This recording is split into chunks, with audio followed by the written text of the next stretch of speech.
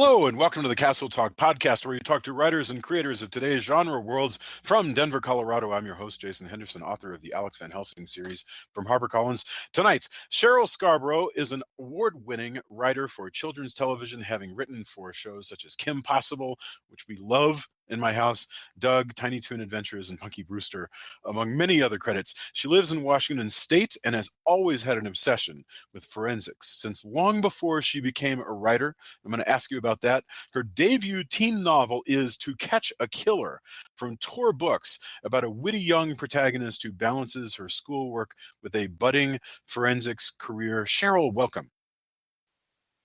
Hi. I'm so excited that you could join us. All right, I wanted to ask you, so this is a book about a teenager who is actually doing, like, she's trying to create a crime lab. She's trying to create a CSI style career, essentially, while she's in high school. Now, what you said in your bio, in the thing that Tor sent out, that you had this interest in forensics from very young. Can you talk about that? Sure. Well, so I was raised by a single mother, and she was an actress. She was very beautiful, and it was just her and me and my sister. And we lived in Phoenix, Arizona at the time, and our house was plagued with a peeping Tom. And Phoenix, Arizona, it was hot, so sometimes, especially in the summertime, the windows would be open. And this particular individual he would come and stay for a while, but before he would leave, he would let us know he had been there. How did you know this was going on? I mean, like, was he in a tree or something, or? No, he was. It was all different when it was this long ranch-style house, and what he would do before he would leave is he would let us know that he had been there. Like, he would either rattle the door or he would rap on the window, and then he would leave, and we would call the police, and the police would come out, and they would, it was a night, obviously, and they'd take their flashlight and they'd find, like, cigarette butts stamped out on the windowsill, so they knew he had been there for a while, and candy bar wrappers and footprints in the mud, and things like that. And they would just say, yeah, you're right, he was here. If he comes back, or, if you can get him while he's here, call us again. And so I would go out the next day and pick up the stuff he left behind, because the police didn't do that back then.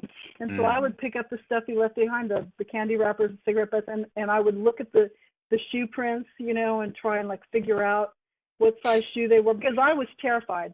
My mother should have been terrified, but and maybe she was, but she didn't show it, but I was terrified. And one night, I remember I was sitting on the kitchen counter, and she was doing dishes. And we had curtains in the front window that they call them cafe curtains, where there's, like, a gap between. Yeah. She said to me, she goes, don't look at the window. She said, I want you to get down and go in the bedroom, use the phone, and call the police. And I just, like, this flood of ice just went through me. I was like a statue, and I'm like, why? I knew why, but it's like, why? Yeah. And she says, he's there. She said, but don't look, just go call. And we tried to catch him when he was there, but, he probably figured it out. He was gone. We never did catch him. It went on for, I'd say, at least a year. We finally stopped it by getting a dog, a big dog. Huh. Because dogs will bark and scare the person off. Well, the next time he came, and the dog was old enough, he was not a puppy anymore, my mom just opened the front door and let the dog out. And he took off, and as far as we know, the peeping Tom never came back. It's so strange, because the whole thing about rattling the windows or leaving the cigarette butts and stuff, it's almost this aggressive kind of. I mean, that's why that gives me the creeps, because this doesn't sound like some sort of weak ass punk who's just trying to look at people through their windows, which is gross enough, right? But that this is somebody who wants you to know, which is, in a way, a kind of a power game. It was very terrifying. I was, like, as a teenager, as a young sort of from that point on until for many years, I like had insomnia. I didn't sleep well at night because of that.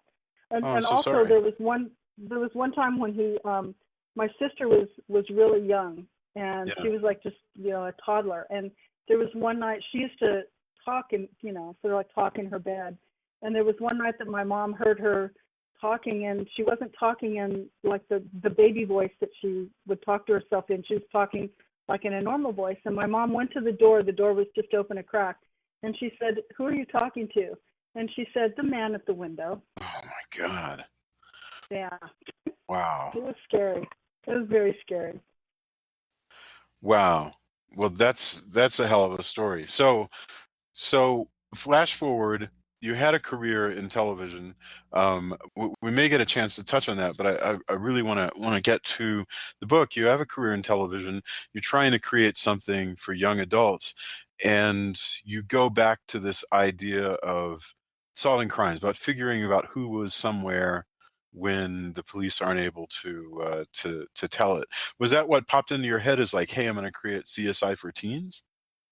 Well, I'll tell you, it came from, and it was actually a friend of mine that moved from Los Angeles to Denver with his teenage son. And I was talking to him, and I wanted to know how his son was adapting to, a new high school, since that's kind of a staple of teen stories, new kid in school. And Yeah. he told me that he was doing great there, and he especially loved his forensics class. Uh-huh. And I'm like, forensics class? What? Where do I sign? How do I get into that? How do I go back in time and take this class? Yeah. Exactly, because I'm gonna catch that peeping tom.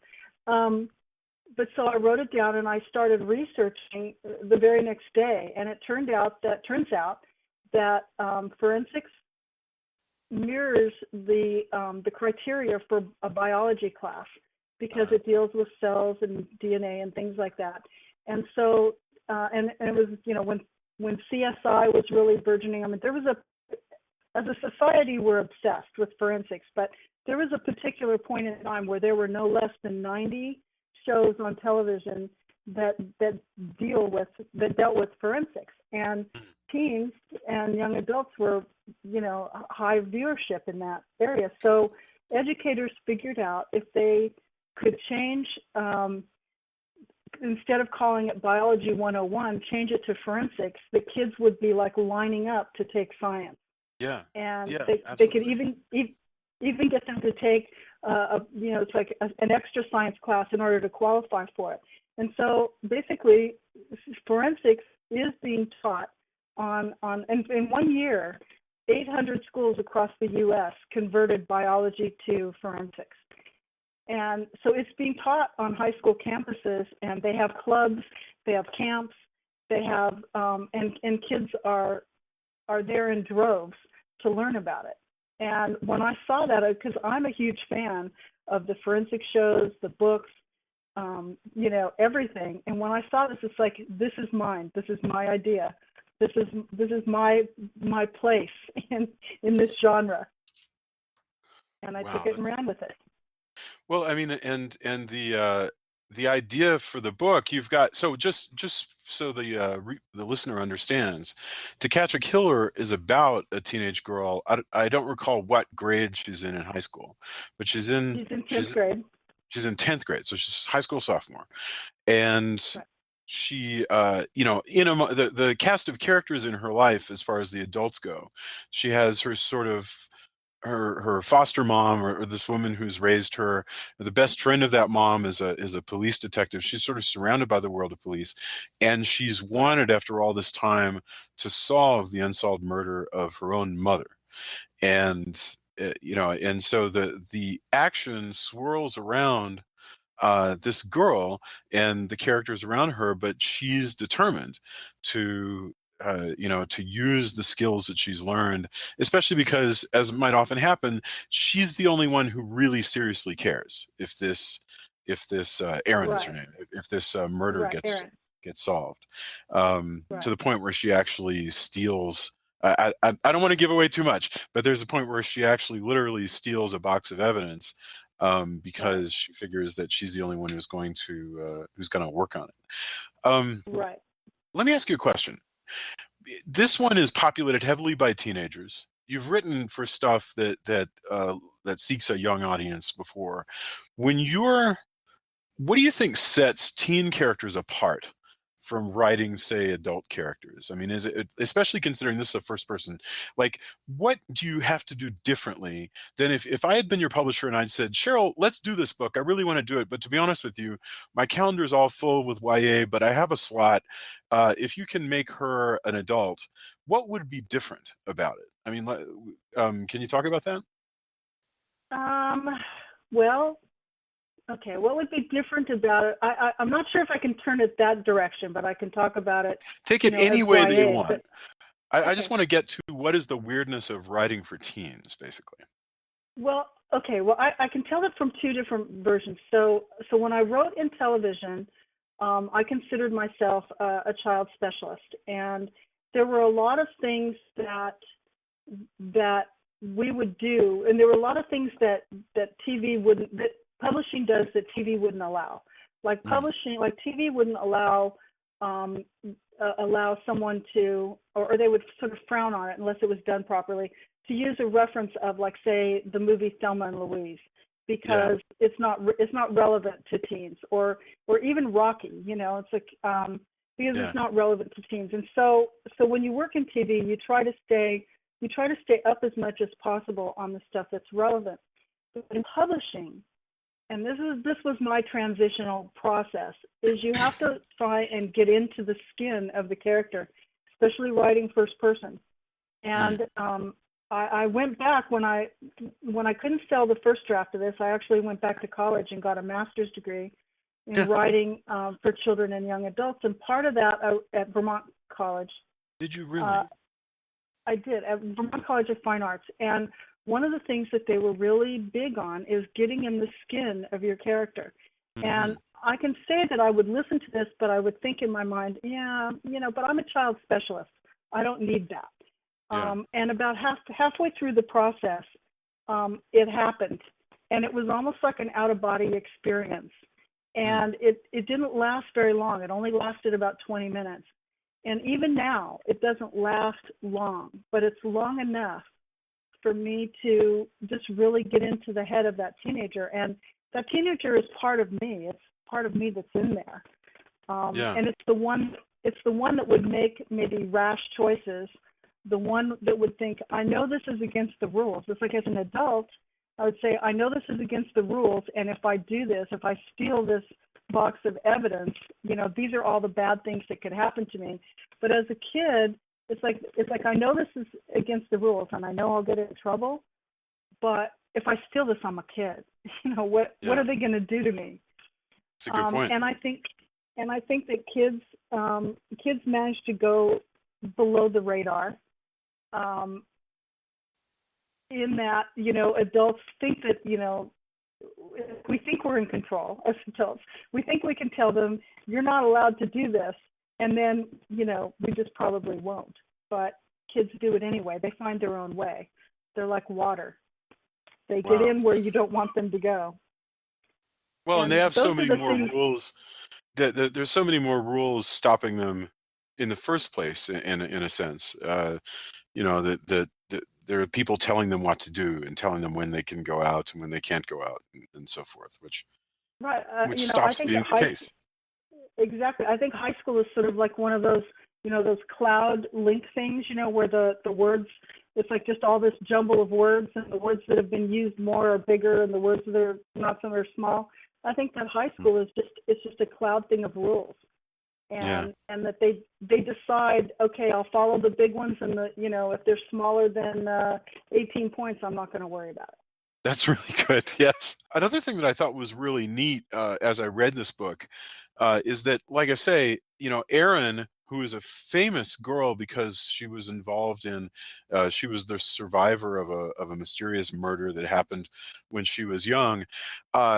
She's been raised by this woman, and in her life has also been this policewoman, and these adults.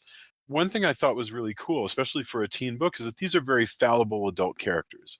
They fly off the handle, they complain, they don't have all the answers, they talk about what they're doing to try to solve their own problems. They can be selfish at times.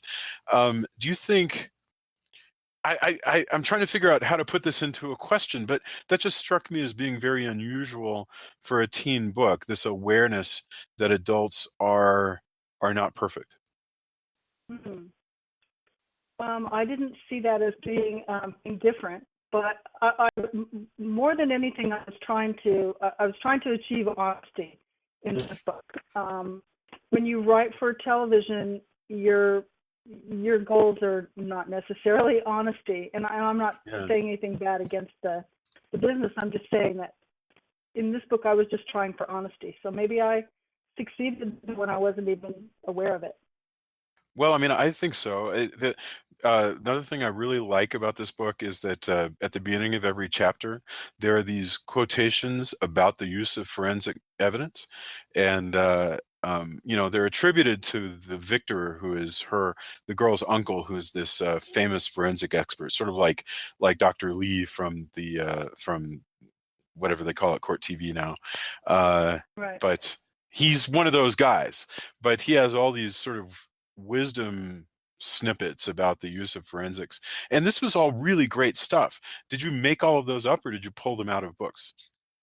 Well, I didn't make them up, but I did do a lot of research, and there are a lot of books that are written by, forensic experts. And really, their motivating force, all of these people, is getting to the truth and why the truth is important, and what the truth means to the family of survivors, and which is what a lot of these quotes are. Is in search of the truth. It's like you don't mess with a crime scene because you could damage the evidence, and that hurts the survivors and things like that. So I would say they were sort of they were fiction, but extrapolated from my research. They're fabulous. It really feels like you're looking in on something that an expert or somebody who's studying this might actually read, which is kind of the best thing that a book like this can do, is give you the illusion that you're reading and studying, what the main characters are reading and studying. One last thing I want to ask you about, because I ask everybody. Tell me a little bit about your process. Where do you write? I have to write at my computer, either a desktop or a laptop, and I just sort of sit down and hunch over and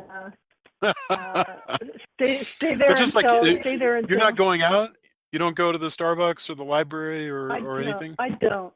If I go to the library or something like that, it's then it's an outing. That's for me to get some daylight. But I can't write in those locations. I can't write in a coffee shop. It's got to be hunched over, unwashed hair, no makeup. Suffering for my art. I understand completely. When I was in DC, I used to write in this bar called the Quarry House, which was an underground bar.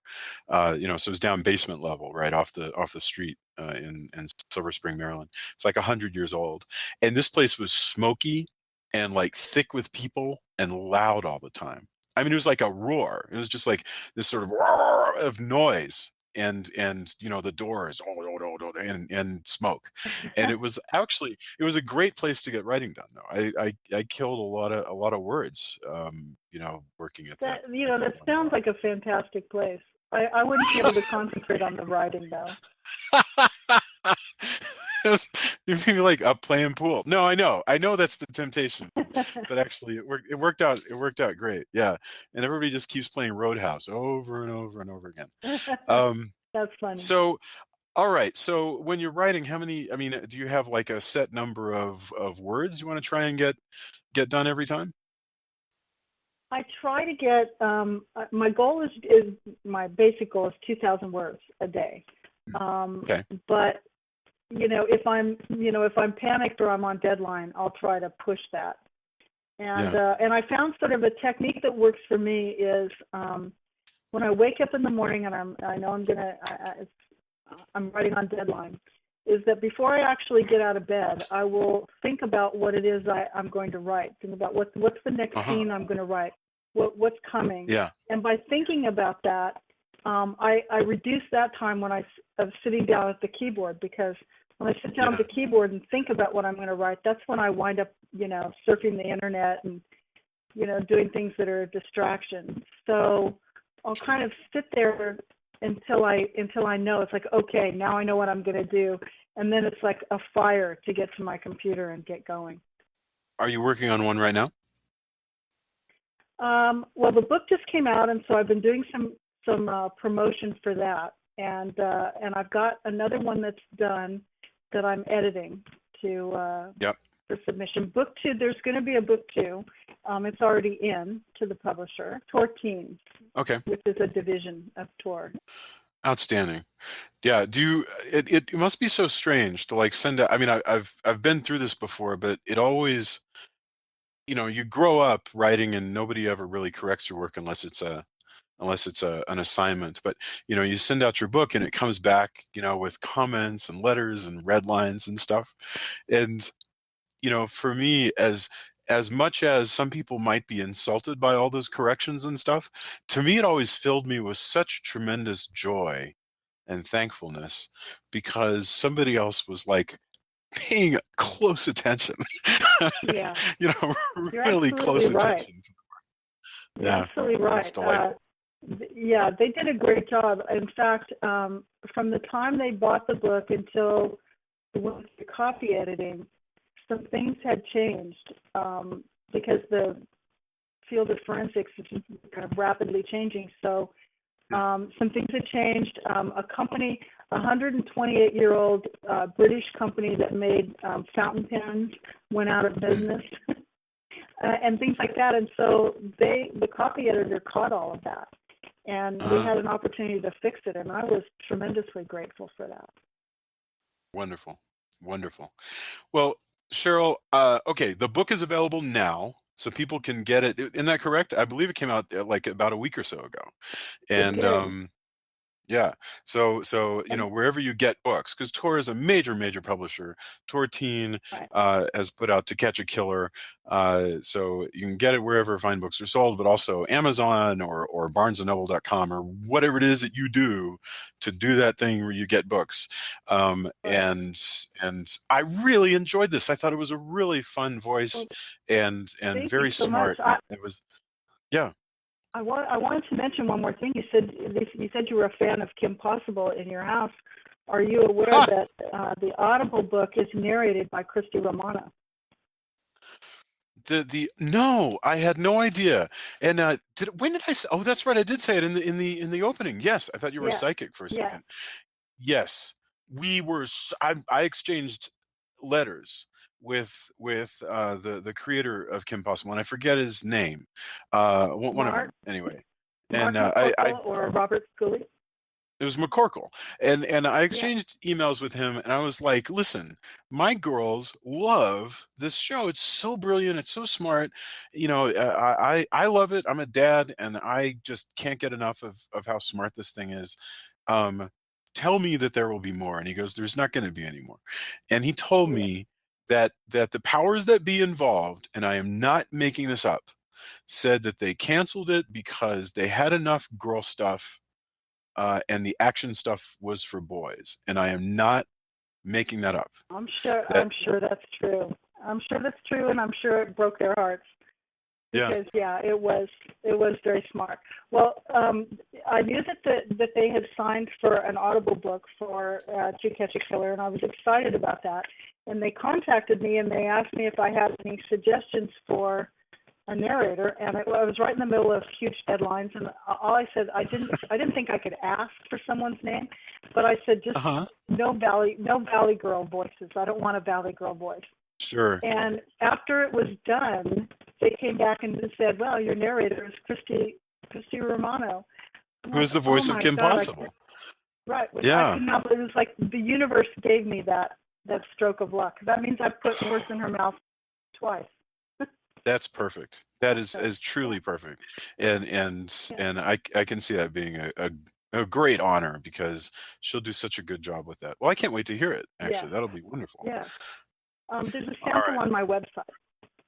Oh, okay. All right. And what is your URL? In fact, we should tell that before we go. www.SherylScarborough.com.